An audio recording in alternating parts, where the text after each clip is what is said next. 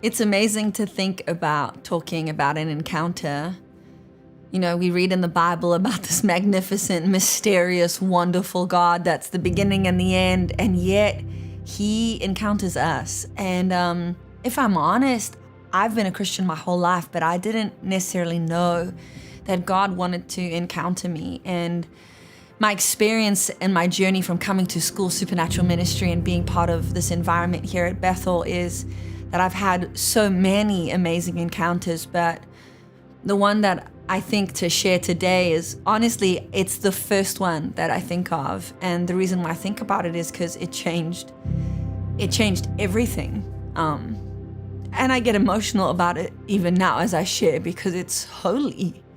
Before I was part of school, I was part of a more conservative Christian environment and deeply loved and taught how to love the Lord and was shepherded so beautifully.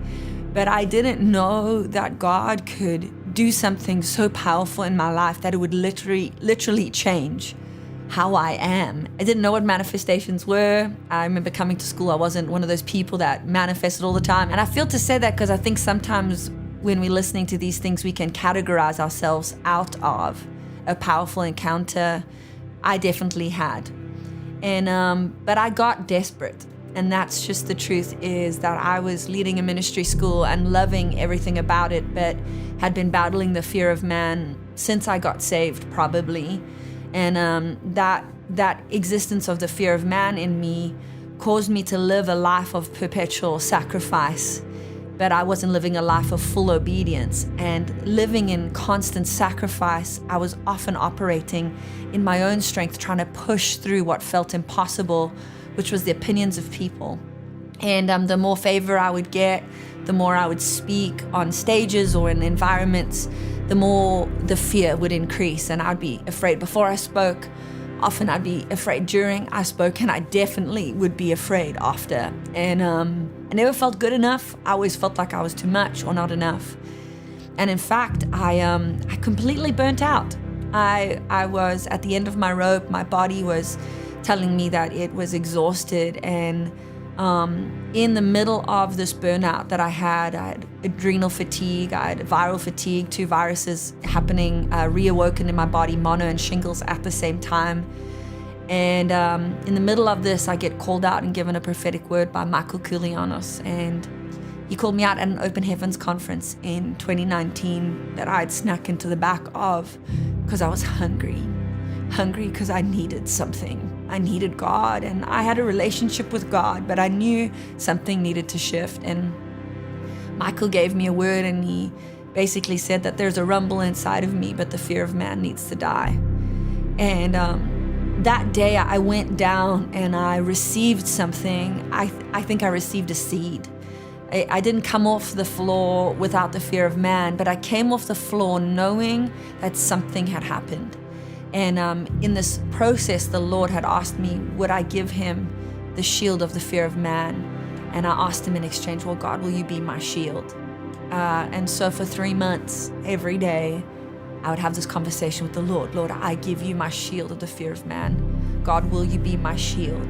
And on January 14th of 2020, was like the culmination moment of stewarding this little seed that God had given me. And honestly, I didn't quite know how to steward it. I was just doing the best I could.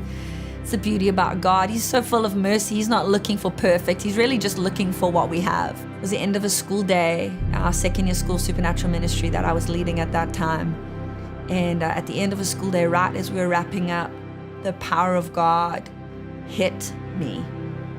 In fact, it was just a day of facing the fear of man over and over again and choosing not to hide behind that shield. And it was a final moment where I felt the Lord ask me to lay hands on someone. And I knew in that moment I needed to be obedient to God. And as I leant forward to lay hands on this person, the raw power of the Holy Spirit hit my body and coursed from the top of my head to the bottom of my feet. And as I stretched my hands out, it shot out of my hands, and the person that I was about to touch started getting radically touched by the power of God.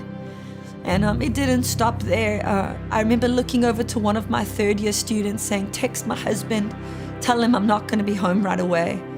And 3 hours later, I remember coming to, and I was being carried around the room by 2 of our male revival group pastors, 2 of my friends. And there's probably about 200 people encountering the Lord on the floor.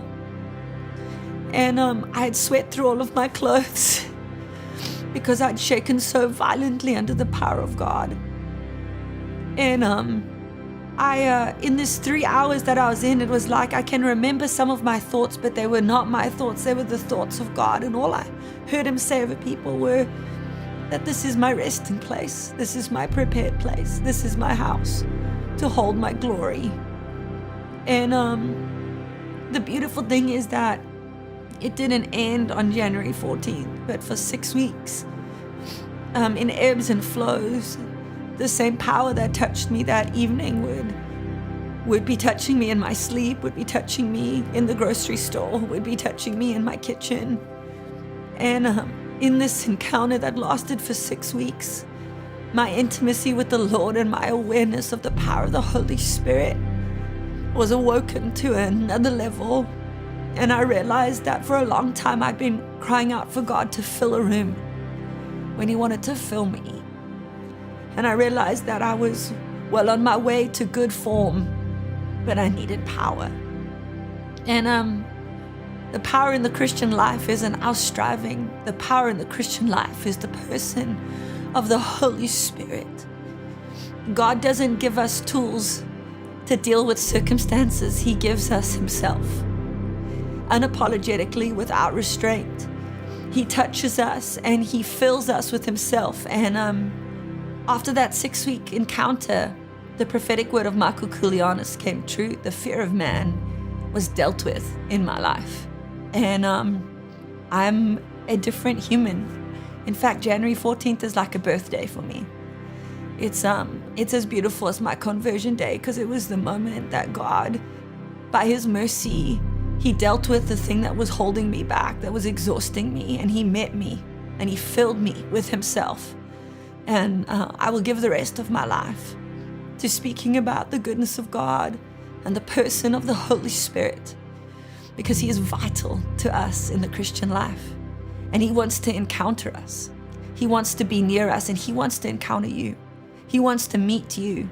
And he might not meet you the same way that he met me, but I want to tell you, he will meet you the way that you need.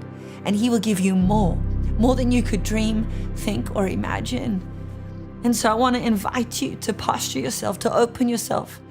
As I had to surrender the shield of the fear of man, maybe there's something you need to surrender.